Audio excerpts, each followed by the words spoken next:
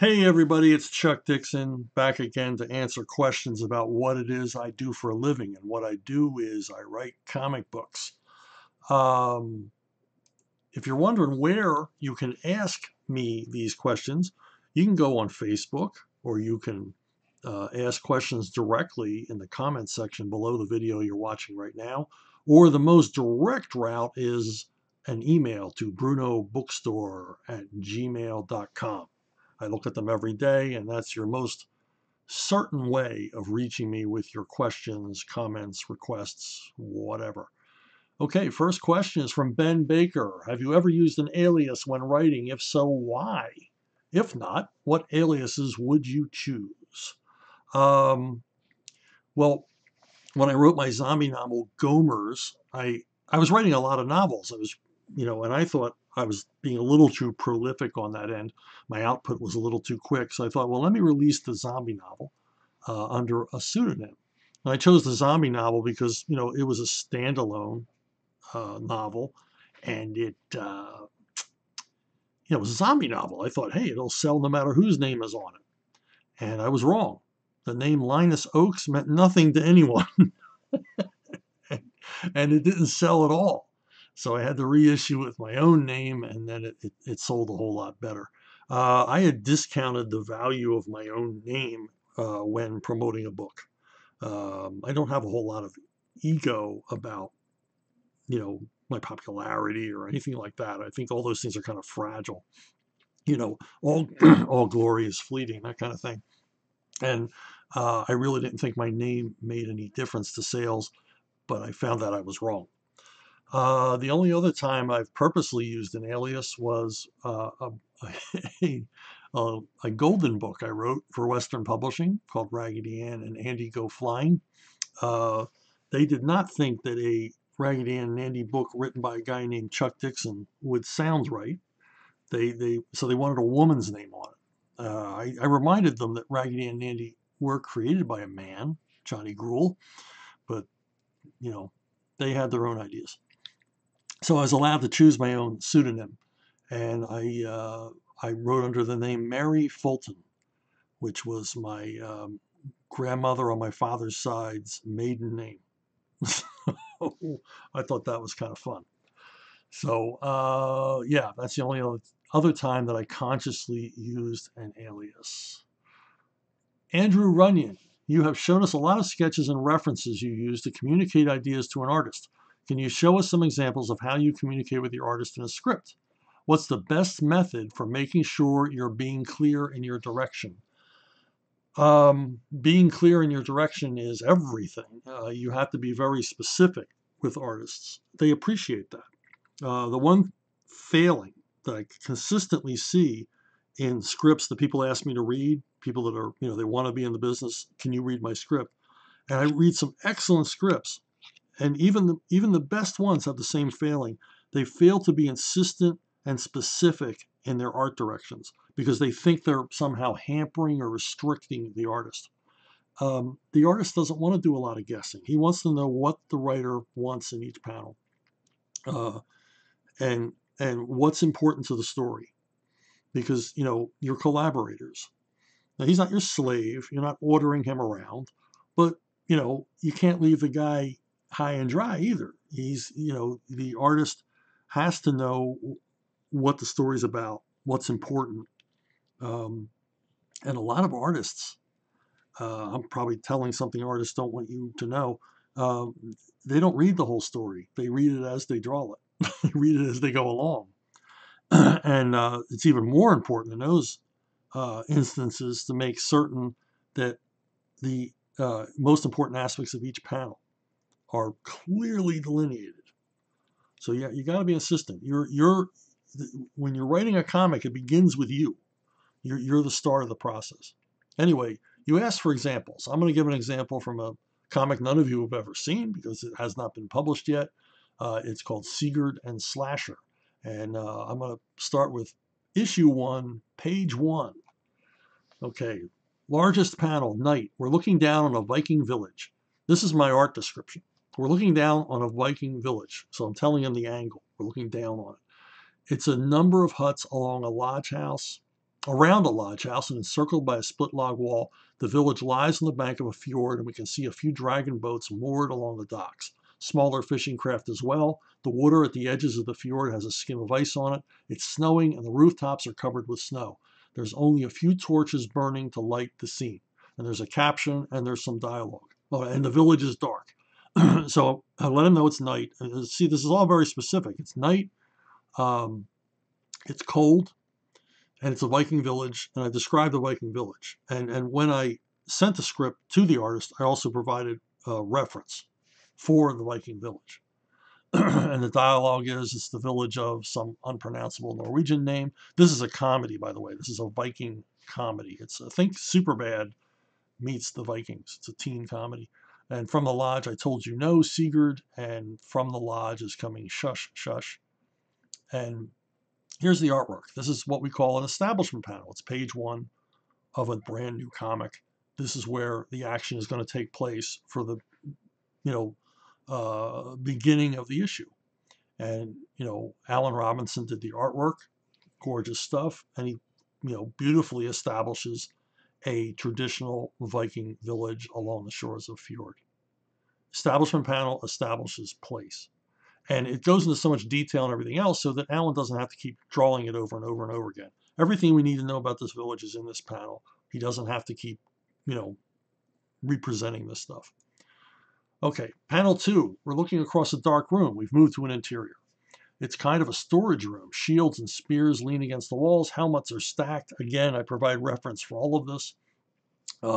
Swords and scabbards are stacked. There's also barrels of arrows, rope, clay jars, wooden trunks. In the background is a pile of skins, sheepskins, deer skins, and others.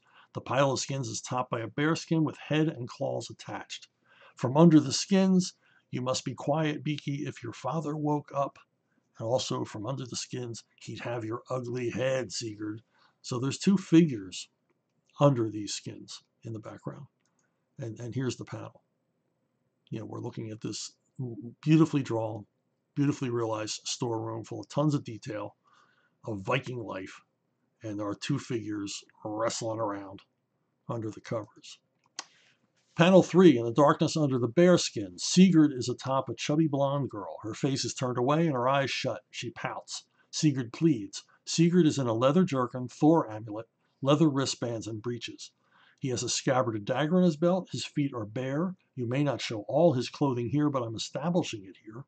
Beaky is in a white nightshirt with a bodice untied, and it's off one shoulder. Sigurd, just one kiss and I'll leave then. Beaky, no. Sigurd, if you don't give me a kiss. Beaky, no. Sigurd, I'll take one. Panel 4, Sigurd's taken her by the back of the head and kisses her hard on the mouth. Her eyes are wide. And here's the artwork. So we've established the place and we've established the character of Sigurd. He's a horn dog. You see what I mean? Superbad meets the Vikings. And that was the page. And that's the level of art description required. And look at the result. I mean, Alan did a terrific job. Helped along by the fact that I, told him what the page needed, what was required of the story. And then he took it from there. And that's what artists do. They add value. They add their own input, their own genius to it. And, that's 2 guys working together, 2 creators working together, writer, artist, and this is the result. So there you go. That's the process. I love questions about process. So if anybody ever wants to ask another one, I would welcome it. Kai, I assume it's Kai Slim Sadi. Do you think that the Joker's last laugh was executed as you'd have wanted, or it should have been an Elseworldish miniseries to avoid all the problems that got in its way? Last laugh was a lot of fun to work on, but it had its hiccups. It was done at a time, after my core group of editors at DC had left for other jobs or retired, and we moved into an age of more indifferent editors. And Last Laugh was proposed to be the end of what was to be a year-long moratorium on the use of the Joker. In other words, Joker was not supposed to appear in any comic books for a whole year because he'd been super overexposed up till then. And Last Laugh would be his return with a big cross-company event. The Joker's back and badder than ever. And that was the idea behind Last Laugh. Unfortunately, editors are a unruly lot, and Joker appeared a few times during his moratorium, which kind of blunted the whole idea of Last Laugh. The other problem with Last Laugh, I don't mean to be a complainer, but I'm going to. The other problems with Last Laugh were some of the editors and creators were indifferent to it. We wrote a crossover. Cross-company crossovers, when they're well done, can be fun to work on. When they aren't, 1 million, they can be a pain. We wrote one that was easy peasy, lemon squeezy. Whatever book a writer was currently writing, Flash, Green Lantern, whatever, all they had to do to participate in this cross-company event was have their hero encounter a villain for one issue that hero had never encountered before, and that villain would be Jokerized. In other words, he'd been shot up with this, Joker formula, which turned him into a laughing lunatic madman, and homicidal. Villains up to this point who weren't homicidal would be. Villains up to this point had some degree of sanity would be insane. Just rage monsters. And we thought, how much fun, if you're writing Wonder Woman, to have her meet, a parademon. I don't know, some character that Wonder Woman's never encountered before. So it was a big, musical chairs of villains. That's how we saw it. We thought, well, this will be fun. You don't have to deal with any of the details of the cross-company event. You just have to do your own take on your hero meeting a villain he's never met before, which to me is like, wow, that's it, served right up on a platter. There's your issue for the month. That would be fun. But a lot of writers either didn't get it or didn't want to cooperate and had their heroes meet villains they'd met before, which didn't make it all that interesting. And then others, I don't know, did whatever they did. Some did a great job. Some did a terrific job. Some, resented, I guess, being part of an event. Even though we made it as easy as we could. The other problem with it is that the beginning of the story was not Last Laugh #1. It was like a secret profiles, one of those secret origins editions. So that's where the story began. And I said, well, if we're going to do it that way, we have to highly publicize that this is where the story begins. Like, put a burst on the cover that says, story begins here, or whatever, something to promote the fact that you have to buy this issue of Secret Origins in order to know how the Last Laugh event begins. And I was told by an editor that they didn't want to make this any more of a shameless cash grab for the readers than it already was, which I found baffling. We're in this business to make money. I mean, publishers are supposed to show a profit. And I also said, as a comic book reader, I would appreciate being told where the story begins. I would appreciate, especially, and retailers would probably appreciate that as well, to know this event actually begins in another book. But that all fell on deaf ears. And consequently, Last Laugh #1 came out, and readers were confused because they were they come into the story somewhere after it had begun and after all the setup had been done. So the Last Laugh #1 is a bit confusing. So it was kind of a mess up from beginning to end, but it sold well. It sold very, very well. It outsold World at War, which was DC's big event that year, which they really super duper highly promoted as their big event of the year. But Last Laugh consistently outsold it. I'm still waiting for a decent collection. Overseas, they do great collections of it here, but the collection here, of course, left out the Secret Origins issue. So you buy the paperback and you're just as confused as you would have been back then buying it off the stands, because the beginning of the story is literally not in the trade paperback. And when I saw the page count on the trade paperback, I realized this, 6 months in advance. And I alerted them to it, and they wouldn't make the changes because, well, that would be actual work. They did offer me, if I wanted to, for free, write a 1,000 word introduction describing the events in the Secret Origin edition, and I passed on that because I said, I don't want to be part of this screw up. I don't want I don't want to look like I participated in this. So there you go. There's my griping, my comic book creator griping over with. Comic book creators gripe almost as much as soldiers do. Okay, another one from Kais. Boy, I hope I'm pronouncing that right.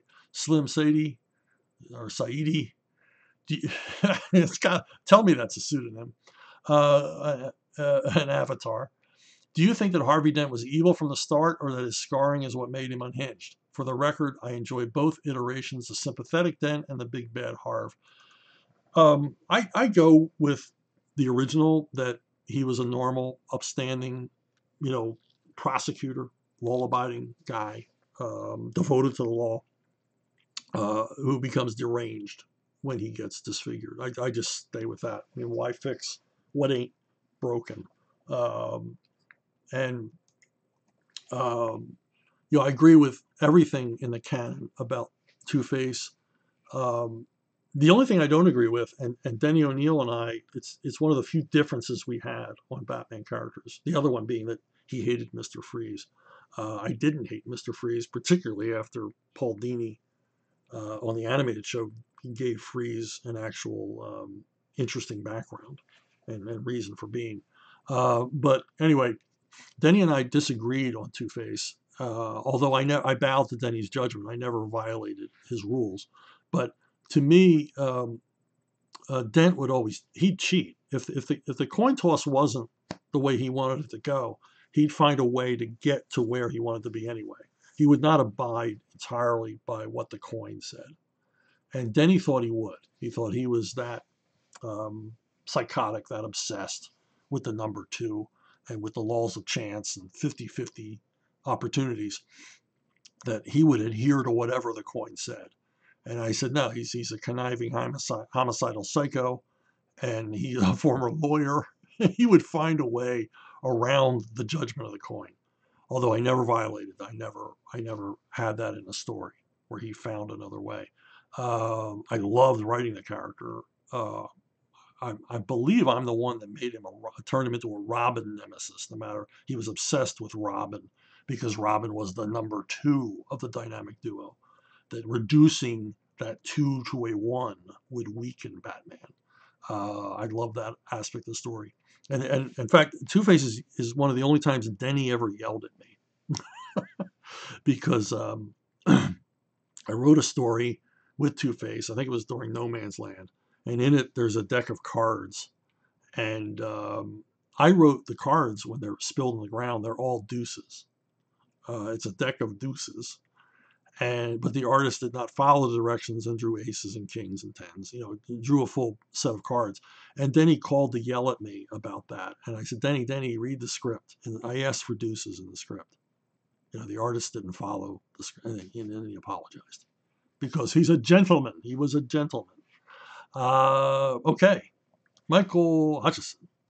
How do you stand it having these great ideas that you can't publish? Well, I'm kind of gotten comfortable with the idea that I'm never going to get to every idea I've ever had. It is a little frustrating to come up with comic projects and see art done and everything else, and they just never see the light of day, or they never get completed. And sometimes they don't get completed because I didn't do any more writing. I've done a number of self-financed projects that I just never finished. That there are whole issues drawn, or 2 issues, or 3 issues drawn, and I just never got back to it because other things interceded. But yeah, it's frustrating, but you learn to live with the frustration. You can't get all upset about it, and you can't keep pushing the same projects over and over and over again to people because they get, they don't want to see you anymore. If you're not coming to them with something new, if you're coming to them with the same project 6 years later, they're like, oh God, this guy again. And you don't want to be that guy. So there you go. Ben Baker. If you need a break from writing a particular project, do you work on a different project, find something completely different to focus on, something that allows you to zone out and not think for a while? Do you get inspiration when focusing on some other task or not focusing on anything at all? Well, you'd just be surprised where ideas come from. you know, when things occur to you. Like as you said, you're just doing some mindless task, some chore around the house, and the mind is free to wander. Especially if it's a prolonged project and you just sort of go into a trance, or at least I do. I wander away into a trance. Um, I once read, and I believe this is true, Jack Kirby could not drive a car.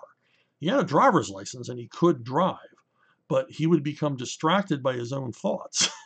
And he suddenly, wasn't, he, he wasn't on Ventura Boulevard anymore. He was somewhere, flying over the galaxy with, ahead of Galactus's spaceship or whatnot.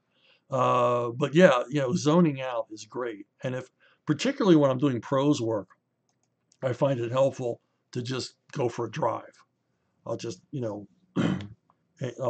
head up the Suncoast Highway for an hour or so with, some sort of ambient music on and just let my mind wander, and after a few miles, my mind is wandering, it's in a different place and I'm thinking about the story as if I'm in it and living it.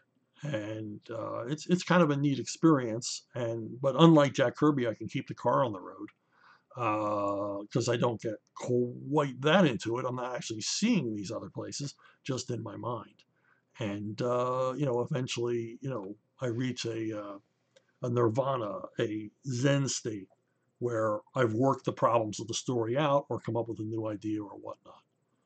So yeah, sometimes turning it off, and in a world where we are literally surrounded by devices, determined to entertain us every second of our waking lives, it's harder and harder to get away and just live inside your own thoughts. So sometimes I literally have to get away, get in the truck and drive. So if you're ever coming up or down the Suncoast Highway and you see a 98 Suburban driving along with a guy with a glassy stare, it might be me. Thane Woods.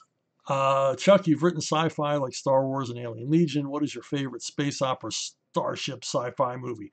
I didn't want to give you an easy out with science fiction covering such a broad spectrum. Well, I'm going to stay away from Star Wars and Star Trek.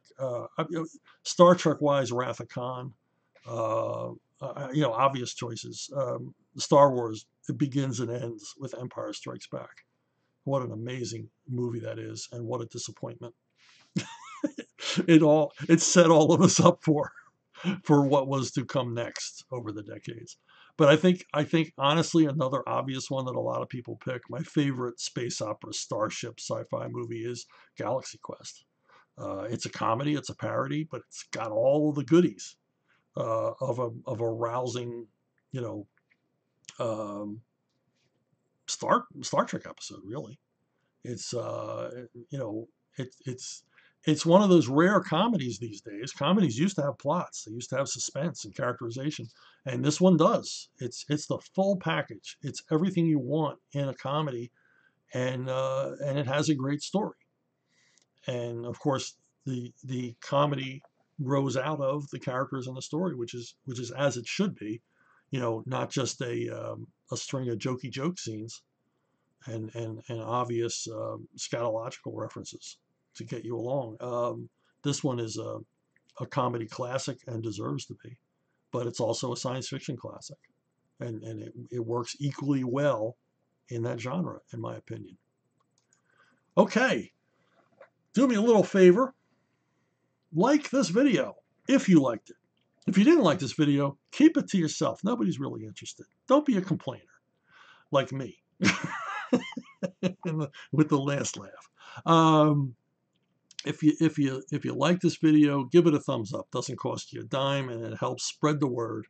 It helps YouTube. It lets YouTube know that people like this video, and they'll push it a little more, because I want to keep doing these. I want to make them worth my time. I hope they're worth your time.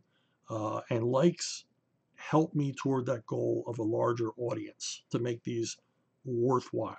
And if they are worthwhile, I'll do them forever. You have my word on it. All right, that's it.